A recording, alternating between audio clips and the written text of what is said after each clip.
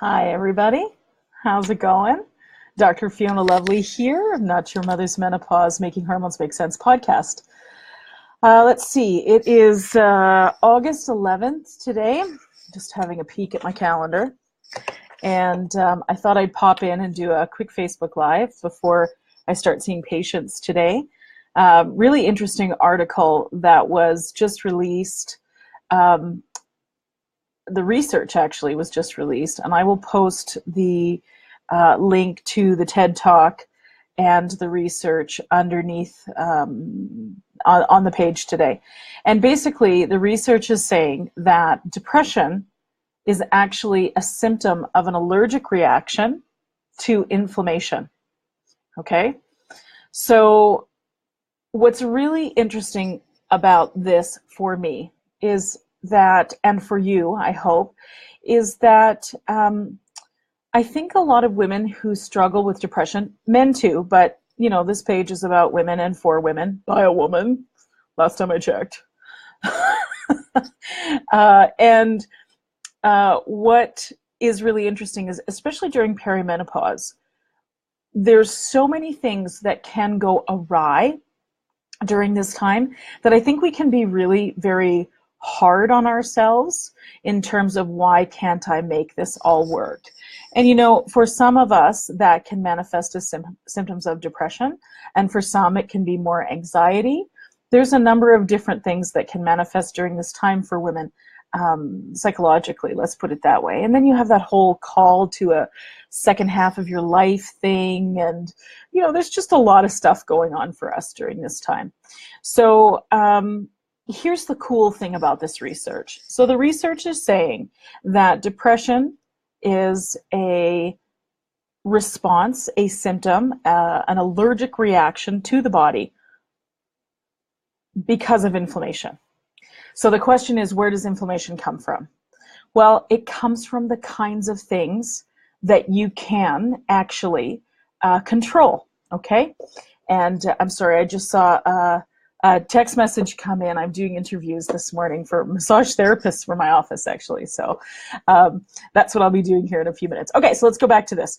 So inflammation is created in the body a few primary ways. Number one, stress. You've heard me talk about it on the podcast. I've talked about it on the other Facebook Lives. Stress is huge, and our response to stress is something that we can control to some degree, okay? It's about training the monkey mind. It's about, you know, finding a way to make peace with whatever is on your plate.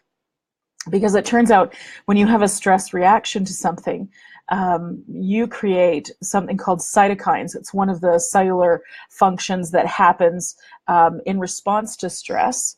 And these cytokines end up in the bloodstream, and part of what they do is they help the cells communicate, etc. But they can also be neuroinflammatory, or let's target neuroinflammatory, okay? So that means the brain. They inflame the cells of the brain.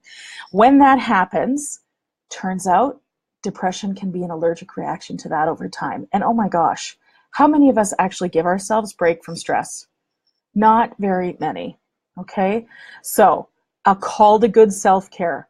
You hear me talk about it lots. I tell you because, sisters, I need to do it too. I'm doing better with it. I like to think I'm doing better with it, but you know, every day is a challenge. It's like you have to relearn things, you know? Anyways, the next thing I want to say about that is diet. Diet is probably, other than controlling stress, is the single best thing that you can do to control inflammation in the body. Okay, so number one is, do you have any food allergies? I can't even tell you how common this is. People say, no, no, no, I'm fine. The truth is, do you really know if you're not bloating? Do you really know if the way you feel with headaches or sleep or mood issues isn't a result of a food allergy? Ladies, it's super, super common. Now, you can spend a lot of money on food allergy testing. My recommendation for you is simply eliminate the big three, okay? Actually, really, let's just go with two because that's easier to handle. So wheat and dairy are the two biggies, okay? Wheat and dairy are super pro-inflammatory to the system, even if you're not reactive to it, okay? But if you are reactive to it, even more so, because you're launching an allergic response, right? So it affects the gut, it affects the thyroid, it affects the brain. Basically, everything in your body can be affected if you have an allergy to one of these two things. Now, they can be cross-reactive, which means you may not have a wheat allergy, but you have a raging dairy allergy, but as soon as you take dairy out of the system, you can handle wheat all of a sudden.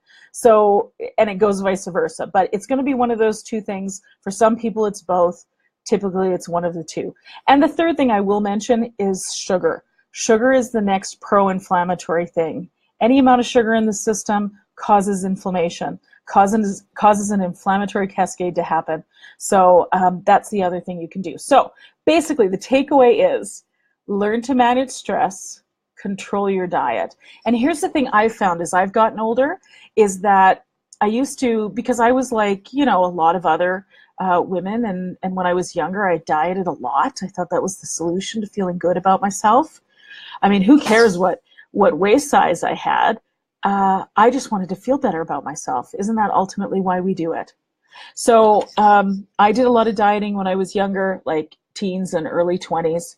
And you know, what I found was that controlling my diet just became a diet thing, capital D diet. As I've gotten older, it's actually become a pleasure.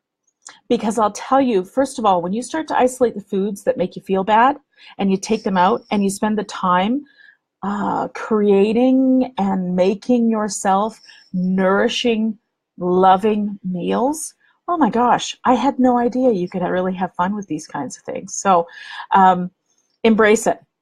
And I have a wheat allergy. I've had a wheat allergy that I'm aware of for 4 years. I've been 100% wheat free.